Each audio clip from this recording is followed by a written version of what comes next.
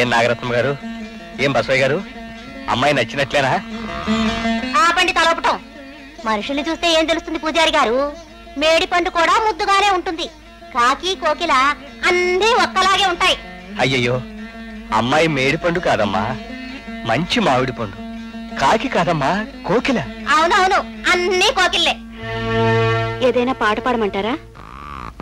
ఆపండి తలపటం. వద్దులే అమ్మా, ఏ త్యాగరాజుతో ఎత్తుకుంటే.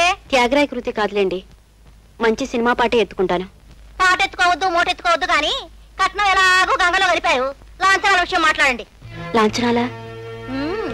మాకు మా వాడొక్కడే. లాంఛనాలు ఏవి ఎక్కువ లేవులే. 7,000 నా పట్టు చీరలకి, 5,000 ఆయన పట్టు దోవతలకి, 2 వెండి కంచాలు, 4 వెండి గ్లాసులు అంతే. అలా చూస్తారే? తలవపండి. అంతేనా? మరి మా లాంఛనాలు వినండి. మా అమ్మకి నేను ఒక్కతే కూతుర్ని, నాకు ఒక తమ్ముడు. నా పట్టు చీరలు 10,000, మా అమ్మ సాదా చీరలకు 5,000, మా తమ్ముడు 4 సూట్లకి 4,000. మాకు మంచాలు కంచాలు వద్దండి. ఇకపోతే మీ ఇంటి గొడవగా వస్తున్నాను కదండి, బోస్ మెడతో వస్తే మీకే బోల్డ్ అవమానం. అందుకని 2 పచ్చల హారాలు, 3 ముత్యాల దండలు, 6 చంద్రహారాలు, 4 రవల గాజులు, ఒకే ఒక పగడాలు దండిస్తే చాలండి. అయ్యో, ఆడపిల్లకు లాంఛనాలేమిటి? అయ్యో, మగపిల్లాడికి లాంఛనాలు ఎందుకు?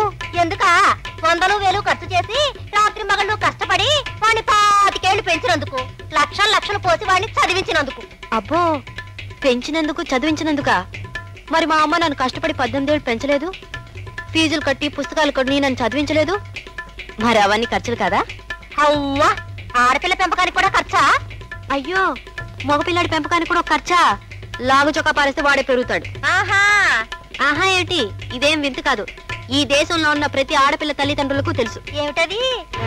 ఆడపిల్లలు పుట్టినప్పటి నుంచి వాళ్ళ లంగాలకు, ఓణీలకు, చీరలకు, గాజులకు, కుంకుమలకు, కాటుకలకు, రిబ్బన్లకు, నగలకు, వాళ్ళ చదువులకు ఎంత ఖర్చు అవుతుందో, మీలాంటి వాళ్ళు పీడించే కట్నాలకు ఎంత ఖర్చు అవుతుంది.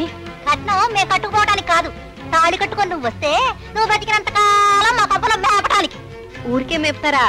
కట్నం ఇచ్చినా ఇవ్వకపోయినా మీ కొంపలో ఉన్న ముసలి ముతక గొడ్డు చాకరి చేయించుకోరు మాతోటి. అంటే కట్నం ఇచ్చే వాళ్ళంతా బుద్ధి లేని వాళ్ళనా? కాదు, తీసుకునే వాళ్ళ దగ్గర గడ్డి తినే బుద్ధి. చాలు, మీకు మీ సంబంధాలకు దండం. ఏమండి లేవండి.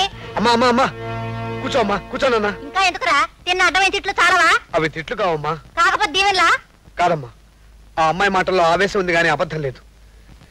ఈ దేశంలో ఉన్న పెళ్లి గాని ఆడపిల్లలు అడగాలనుకున్న ప్రశ్నలే శారద అడిగిందమ్మా. చాలు, చదవేస్తే ఉన్నది పోయిందట. ఈ సంబంధానికి నేను ఒప్పుకోను.